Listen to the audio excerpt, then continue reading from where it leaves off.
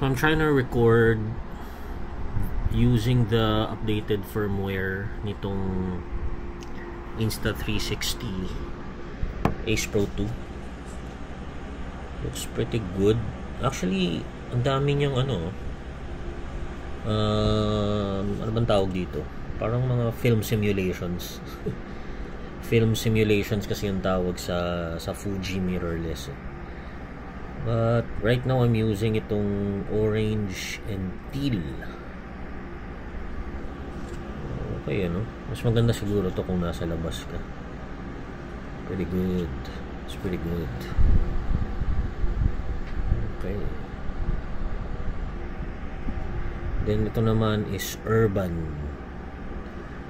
Yan. Urban film simulation. So ang ilaw ko lang dito, ayan, yung ilaw ko sa taas. I have my monitor light, yung laptop light, nandito rin yung screen, no?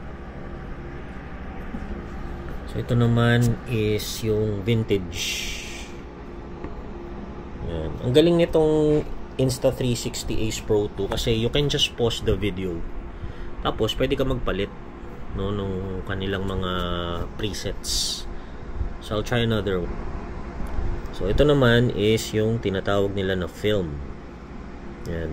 I'm looking at the screen kasi, kaya hindi ako nakatingin dito sa camera lens mismo. O, diba? So ito yung film. So this one is leaning more towards the natural colors, although a little bit parang less saturated kasi nga film. Let's try it. So ito naman warm. Okay, yan, ito yung kanilang warm na color preset. Let's try a different preset ulit. So ito naman is yung tinatawag nila na CC2 film.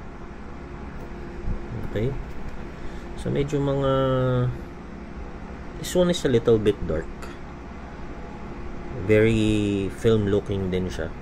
Ayan.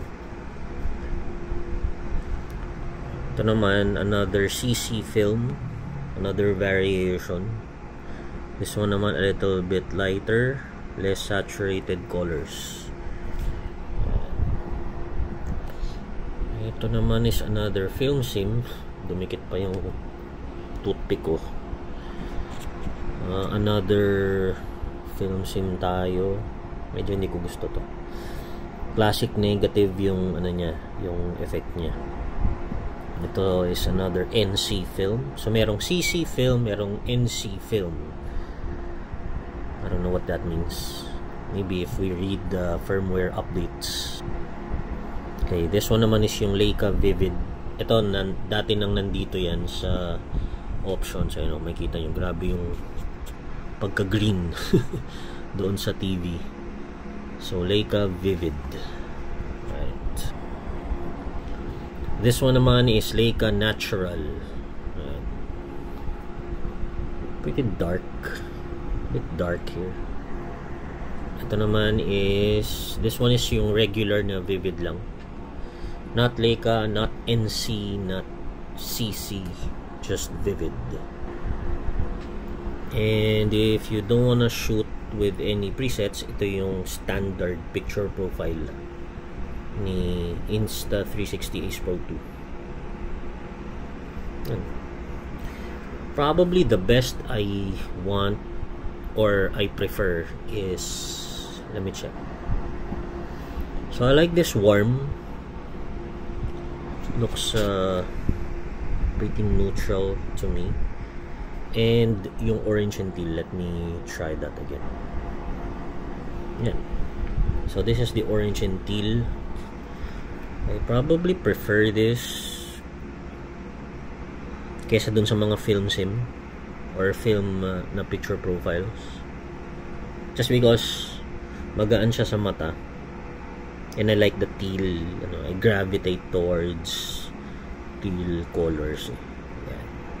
So ayun, yun yung mga bagong picture profiles. Kung bago kasi ngayon ko lang ulit ginamit tong Ace Pro 2. Not sure when the update was released. I didn't check. I just installed it when I got the notification doon sa app. Alright, so just a quick update sa ating Ace Pro 2. Bye!